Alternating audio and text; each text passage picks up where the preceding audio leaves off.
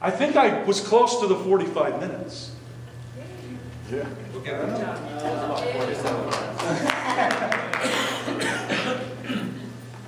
What do you want me to share? I want you to share the testimony that you wrote on Facebook, and I want to give you this mic while we're doing it.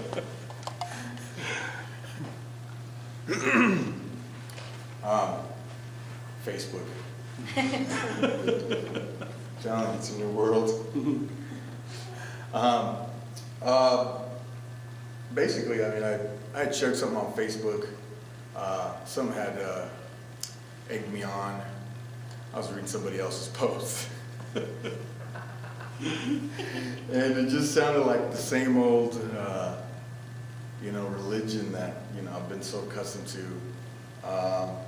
And so, I just thought about, it's just another formula of Christianity, another step, and I was just thinking about, man, out of all the, when I got saved, out of all the stuff, man, that I've bought into, man, I don't think there's anything that I have probably not tried to fix myself, to improve myself, to bring revival to myself, revive others, save others, heal others, change myself, kill myself, die to myself, dig into my past and see how far back we can fix everything. And I just shared on Facebook that,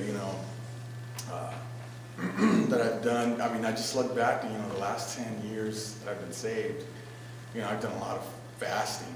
So I put on there, man, I've done a lot of fasting. I remember doing, 40-day fasts just about every year, 21. And then on top of that, I would do 5s and 7s and 12s.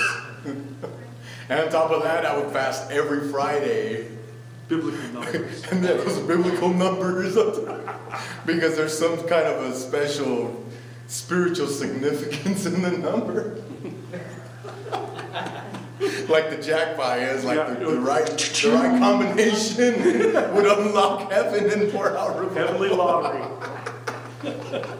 Heavenly lottery.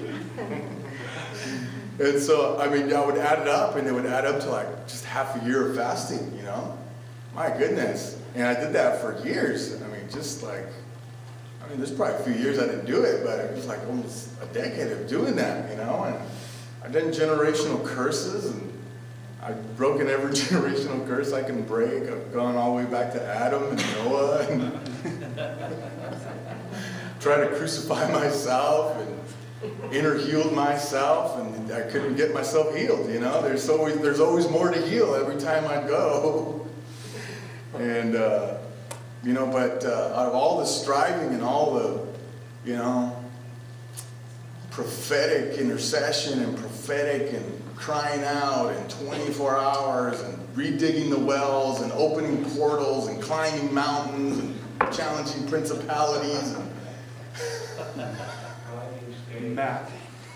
spiritual mapping, and my goodness, repenting for me and others, and my goodness, nothing changed until I heard this message.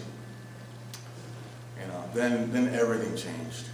Everything changed. Absolutely everything, man. There ain't nothing you could do.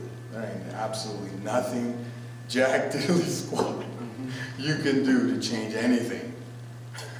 And it's just hearing and believing, And I just think about, man, I was one of those guys. What must we do to work the works of God?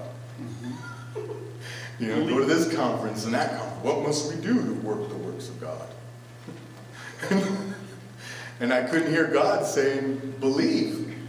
Because that's the reality. This is how crazy and how scandalous this gospel is. That God is not looking about what you need to do. He's more worried about what you believe. And if you can get what you believe straightened out, your life will change. And now that I'm not saying I got it all, but I'm getting there, working it out. But I'm telling you, I haven't experienced more freedom, more intimacy, more effortless encounters and effortless whatever. I'm in a constant encounter now. This is the revelation. It's overwhelming. I don't pray. I realize I am in prayer all the time. God's in me, and it's His righteousness, not mine. I don't have to fight my flesh or beat it down or fight anything. It's just letting Him do His thing, live His life through us. And so I just shared that, man. It just, there was like a lot of likes. It was like, I only saw one dislike. yeah, somebody, I don't know. But this is good stuff. It's the good news. Good word. I'll stay up here. You got to help me.